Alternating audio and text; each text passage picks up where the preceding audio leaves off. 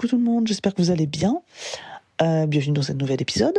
J'espère que vous allez bien m'entendre par contre, parce que bon, je vais faire au mieux avec les micros, etc. Mais bon, il n'y a pas non plus de miracle à un moment donné. Comme on est en période de viaduc, vous savez, avec le fameux pont immense du mois de mai, là, forcément, voilà, je suis pas toute seule à la maison, donc ça rentre, ça sort, ça claque les portes, ça râle. Bon, ça vit quoi. Donc voilà. Aujourd'hui, comme promis, parce que je vous l'avais promis dans le précédent épisode qui parle de la confiance en soi, je vous avais dit qu'on allait explorer les mécanismes des critiques internes et qu'on allait découvrir comment développer une voix intérieure positive et bienveillante. Donc c'est parti. Bonjour, je m'appelle Julie, je suis la maman de 3 enfants, âgés de 13 à 4 ans, accompagnatrice en développement personnel, future praticienne en psychothérapie et amoureuse de la vie. Je souhaite la bienvenue sur le podcast The Cocoon, un podcast dédié aux femmes qui veulent vivre une vie sereine et épanouie sans s'épuiser. Ma mission ? C'est de vous guider dans la transformation de votre soi intérieur afin de vous donner les ressources pour transformer votre vie. Chaque semaine, je vous partage mes conseils et astuces, de l'inspiration, mes réflexions et mes phases d'introspection, afin de vous aider à reprendre la main sur votre vie, à faire de la place pour plus de self-love et d'alignement. Chaque jour, vivez plus en conscience. Apprenez à vous connaître et à incarner votre vérité. Grâce à ces épisodes, vous serez, je l'espère, prête à vivre l'une des plus belles pages de votre vie. Comme d'habitude, si vous aimez le podcast, la meilleure façon de le soutenir est de mettre une note de 5 étoiles sur la plateforme de podcast que vous utilisez. Ainsi, vous permettrez à d'autres personnes de le découvrir plus facilement. Ensemble, épanouissons-nous dans nos vies. Donc, dans cette première partie, on va comprendre déjà, en toute chose, comment fonctionnent les critiques internes. Donc, avant de développer une voix intérieure positive, bienveillante, etc. envers soi-même, c'est vraiment important de comprendre les mécanismes, ok ? D'où ça vient, comment ça fonctionne. Donc ces voix négatives, voilà, qu'on entend sur soi-même, voilà, qui viennent de nous, hein, ok ? Elles peuvent venir de multiples sources. Donc ça peut être les expériences passées. Donc voilà, des choses que vous auriez vécues dans le passé, qui ont été un peu complexes pour vous, voire traumatisantes. Ça peut venir aussi des normes sociales. Ça, c'est un gros facteur. Clairement, c'est un gros pourcentage du problème, ou quoi. Parce que voilà, on veut rentrer dans le moule, hein, même inconsciemment. On aime bien finalement quand on convient aux autres, et du coup, voilà, on essaie de se mettre dedans. Et évidemment, ça peut venir des comparaisons aussi constantes qu'on se fait avec les autres. C'est-à-dire, exemple. Ah bah oui, mais elle, de toute façon, elle est forcément mieux que moi, quoi. Quand je vois le CV qu'elle a comparé à moi, clairement, je sais pas le poids, elle est beaucoup plus intelligente, quoi. D'ailleurs, pour info, Albert Einstein était qualifié par ses professeurs comme étant un élément mauvais, et il était très étourdi. Voilà, bon. Quand on voit ce qu'il est devenu, le génie qu'il est devenu, bon, clairement, on peut se poser des questions sur la vie des autres, hein. Ok ? Donc voilà, ça peut venir de là.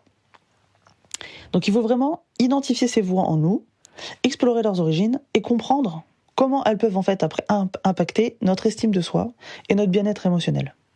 Ok, ça c'est pour la première chose. On peut prendre du coup un moment pour réfléchir à ces pensées critiques. Elles peuvent, qui viennent en nous comme ça. Essayez de repenser au moment où vous vous êtes dit des choses négatives, où vous vous êtes jugé sévèrement. Ces critiques internes, elles ont souvent été influencées par des croyances limitantes.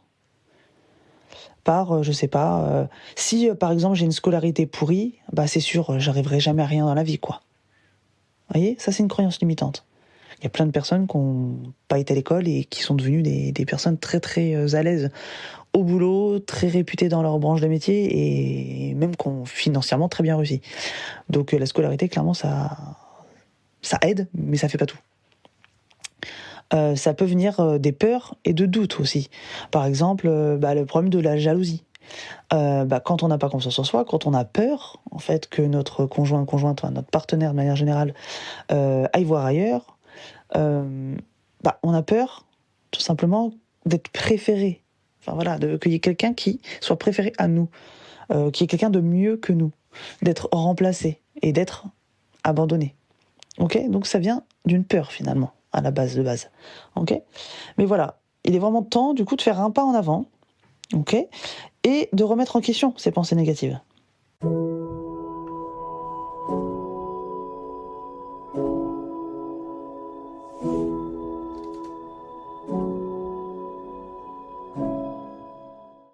Maintenant, dans cette partie du coup numéro 2, on va dire ça comme ça, on va essayer de cultiver une voix intérieure positive. Quand même, c'est un peu le but de base de l'épisode.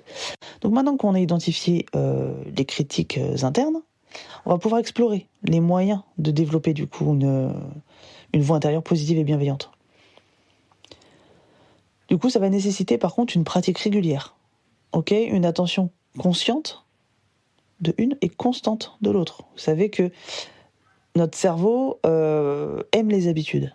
Ça, je vous l'ai déjà dit, il me semble, je ne sais plus si c'est sur YouTube ou dans un épisode de podcast, mais le cerveau aime ça. Il est rassuré, ça, il est bien, quoi. Il est content, c'est sa zone de confort, quoi. Donc, pour ce faire, ça va demander un peu de temps. On ne crée pas une habitude en claquant des doigts. Tiens, j'ai décidé ça va devenir une habitude. Non, ça marche pas comme ça.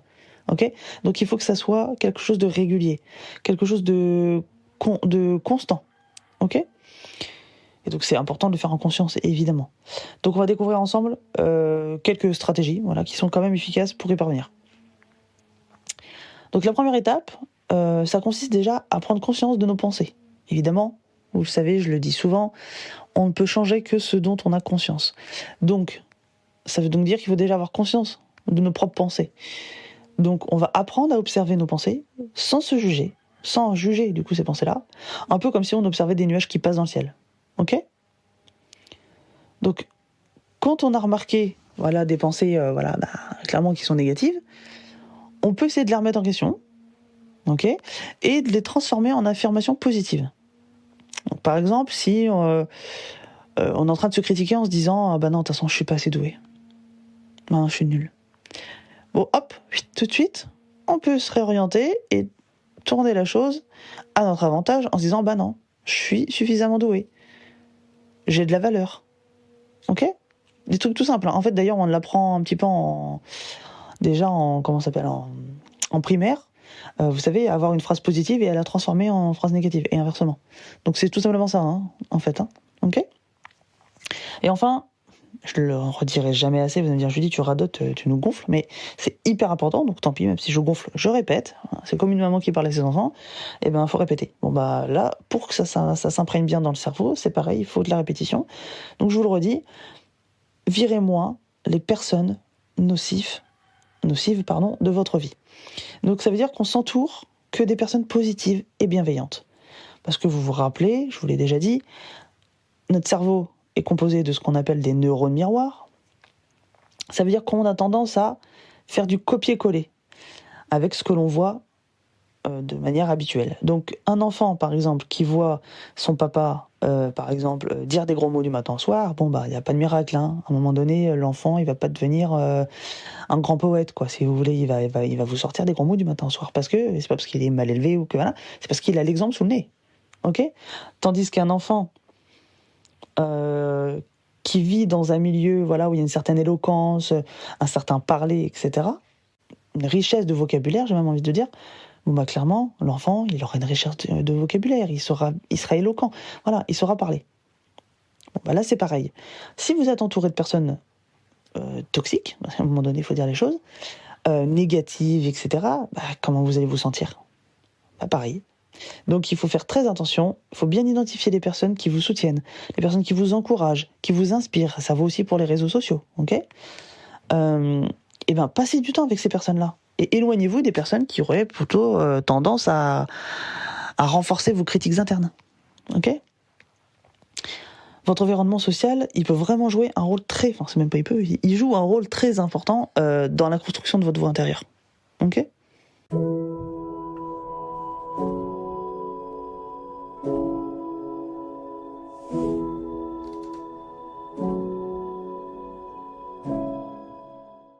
Enfin voilà, dans cette troisième partie, on va voir, parce que vous savez que j'aime mettre les choses de manière concrète en pratique, et puis pour l'avoir testé, parce qu'une fois de plus, quand je vous donne des conseils, c'est que je l'incarne moi-même, sinon j'irai pas vous donner des choses dont je n'ai jamais une notion. On va passer maintenant du coup aux exercices pratiques pour renforcer du coup cette voix intérieure positive et être capable de le faire après vous-même de votre côté. Donc ces exercices, ils vont vous permettre d'ancrer davantage de positivité en fait dans votre vie quotidienne, tout simplement. Donc je peux vous conseiller, c'est de tenir un journal des succès et des accomplissements tous les jours. Donc moi, personnellement, je suis une personne qui adore écrire. Ça, clairement, j'ai même arrêté d'acheter des cahiers. Parce que j'aime tellement écrire que, clairement, je les accumulais, quoi. Donc maintenant, je le fais directement sur l'ordinateur, vu que de toute façon, j'y passe déjà plusieurs heures. Bon, je passe après. Puis une fois que j'ai fini de bosser, tac, j'écris, j'ai mon journal qui est dans l'ordi, et j'écris. Donc moi j'écris beaucoup parce que ça me fait du bien, j'adore ça, ça me permet de vider un petit peu le surplus soit d'émotions, soit de pensées, enfin voilà. Mais par contre vous, si c'est pas votre truc d'écrire, vous prenez simplement un cahier, du coup vous pouvez prendre un cahier, hein, il sera pas rempli aussi vite que moi. Et simplement vous notez non seulement vos gratitudes, comme je vous l'ai dit déjà dans l'épisode précédent, il me semble, mais d'ailleurs ça peut simplement être des mots, hein. C'est pas obligé d'être des grandes phrases, de faire des paragraphes, on ne demande pas d'écrire un roman descriptif, hein. Ok. Donc simplement vous écrivez gratitude, deux points, et les mots, je sais pas, soleil, voilà, en référence au fait qu'il a fait beau, joie, en référence au fait que aujourd'hui vous étiez plutôt joyeuse, enfin voilà, vous avez compris l'idée. Et ben là ça va être la même chose avec le principe de noter ses succès et ses accomplissements. Quand tu parles de succès et d'accomplissement, c'est pas j'ai vendu ma voiture 15 000 euros, hein, c'est un succès. Non, enfin voilà, ça peut en faire partie. Certes, si c'est arrivé, tant mieux pour vous, vous le pouvez le noter.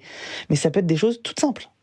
Ah bah aujourd'hui, j'ai réussi à ne pas crier sur mon enfant. Et pourtant, Dieu sait que j'étais clairement à bout. Ah bah tiens, aujourd'hui, j'ai fini mon livre. Ou j'ai lu 2 pages. Voilà, c'est des petites choses des fois toutes simples. Comme on dit, la simplicité, c'est le meilleur. Enfin, comme on dit, moi je le dis en tout cas. Donc voilà. Vraiment ça, c'est un truc qui fonctionne bien parce que votre cerveau va prendre l'habitude, en fait, de voir, d'écrire et de lire du positif. Donc ça va faire un effet boule de neige, en fait, ok ? Et puis tout simplement, en prenant quelques minutes, en fait, idéalement, avant de vous coucher, puisque du coup la journée étant terminée, là il y a de quoi raconter. Vous pouvez noter du coup ces 3 choses-là qui vous ont rendu fiers, voilà, que vous avez bien fait, etc. Et ça va en fait vous aider à vous concentrer sur vos forces et à renforcer votre confiance en vous et votre estime de vous aussi. Ça, c'est très important. Deuxième mission, tips, voilà, que je peux vous donner à faire, c'est de pratiquer l'autocompassion. Ça, en fait, c'est un basique, hein, c'est une évidence, mais auquel on ne pense pas forcément. Lorsque vous vous trouvez en fait dans une situation qui est difficile, ou que vous avez commis une erreur, parce qu'en fait, on est un peu humain, quoi, donc tout le monde en fait, traitez-vous avec bienveillance et avec compréhension. En fait, il faut vous parler à vous-même, comme si vous parliez à votre meilleur ami. Ok ? Rappelez-vous qu'on est tous humains et que donc on est tous faillibles. Faire des mauvaises choses, ça fait pas vous une mauvaise personne. C'est quelque chose, voilà, dont j'ai parlé avec quelqu'un d'important pour moi il y a pas très longtemps, qui me disait « Ah, je suis vraiment une mauvaise personne parce que j'ai fait ci, je fais ça. » Non, je fais non. T'as fait de la merde, en fait. Voilà, clairement, je lui parle comme ça parce que c'est une personne très proche, donc je peux me permettre. Je fais non, t'as juste fait de la merde. Mais ça fait pas de toi une mauvaise personne. Tu peux pas prendre un élément, un craquage, comme une généralité. C'est un peu comme les gens qui vont faire un rééquilibrage alimentaire. Ah ouais, mais non, du coup, j'ai tout foiré parce que je me suis fait un McDo, enfin un Burger King, ou ce que vous voulez. Bah non, t'as pas tout foiré. T'as fait un repas. Ça va pas mettre en péril tout ce que t'as fait depuis une semaine, un mois, etc. Voilà. C'est la régularité qui fait que... Mais là, t'as fait un domac, c'est bon, c'est pas grave. Tu vas pas prendre 15 kilos parce que t'as fait un domac dans ta semaine, ou dans tout ton mois. Par contre, évite d'en faire tous les jours, c'est un fait. Ok ? Bah là, c'est la même chose. Vous êtes des êtres humains, nous sommes des êtres humains, donc nous sommes faillibles. Ok ? Donc il n'y a pas de souci. L'autocompassion, ça va vraiment vous permettre de vous soutenir, en fait, dans les moments difficiles et de développer une voix intérieure bienveillante. Parce que n'oublions pas que nous sommes les personnes avec lesquelles nous allons passer le plus de temps dans notre vie. Hein. Enfin, en fait, on va passer toute notre vie, même, à ce qui paraît, ensemble, du point A, donc de conception, au point Z, du jour où vous allez rendre votre dernier souffle. Donc c'est hyper important d'être bien avec soi-même, de s'aimer, d'avoir de la reconnaissance, d'avoir de la compassion, du respect, de l'estime de soi-même. Toutes les autres personnes que vous allez croiser dans votre vie vont faire que passer. Certains vont rester pendant un temps, mais jamais ils auront été là du début à la fin. C'est impossible. Même vos parents, même votre meilleur ami, même vos gamins. Impossible. Ok ? Donc, très important de faire preuve d'autocompassion. Et donc, en conclusion, on a vu que développer une voix intérieure positive, ça nécessite de la pratique, de l'attention constante et consciente. Prenez vraiment le temps d'observer vos pensées. de les remettre en question et de les transformer en affirmations positives. On a vu qu'il fallait idéalement pratiquer de la gratitude, qu'il fallait absolument s'entourer de personnes positives et pratiquer l'autocompassion. Ok ? Vous méritez d'avoir une voix intérieure bienveillante et positive pour être épanoui sur le long terme. Donc c'est le moment de commencer ce voyage de transformation et de cultiver une relation amoureuse, j'allais dire, parce que oui, c'est un peu ça, mais harmonieuse avec vous-même. Donc voilà les amis, merci de m'avoir écouté jusqu'au bout, d'avoir écouté cet épisode jusqu'au bout. J'espère que vous avez trouvé ces conseils utiles, quand même. Et si c'est le cas, d'ailleurs, dites-le moi, s'il vous plaît, ça me ferait vraiment très plaisir de vous lire, même si c'est des vocaux, enfin voilà. Ça m'aiderait aussi pour les prochains épisodes, parce que du coup, ça me permet de savoir vers quoi je m'oriente, etc. Ce qui vous plaît pas, ce qui vous est utile, parce que clairement, moi, je passais du temps à bosser sur un épisode qui vous sert à rien. Enfin, moi, du coup, j'en vois pas l'utilité. C'est une perte de temps pour moi, déjà. Une perte d'énergie, parce que ça me demande de l'énergie, évidemment, de travailler, etc. Et puis, du coup, j'aurais pu faire autre chose qui serait plus approprié à vos besoins. Donc, moi, c'est ça, en fait, que j'ai du coup besoin, une fois de plus, de connaître. C'est vos propres besoins pour pouvoir y répondre. Donc n'hésitez pas également, si ça vous a plu, à partager cet épisode autour de vous. Il pourrait vraiment faire du bien à d'autres personnes aussi. Donc c'est important, moi je vous aide avec cet épisode et vous aidez d'autres personnes en partageant cet épisode.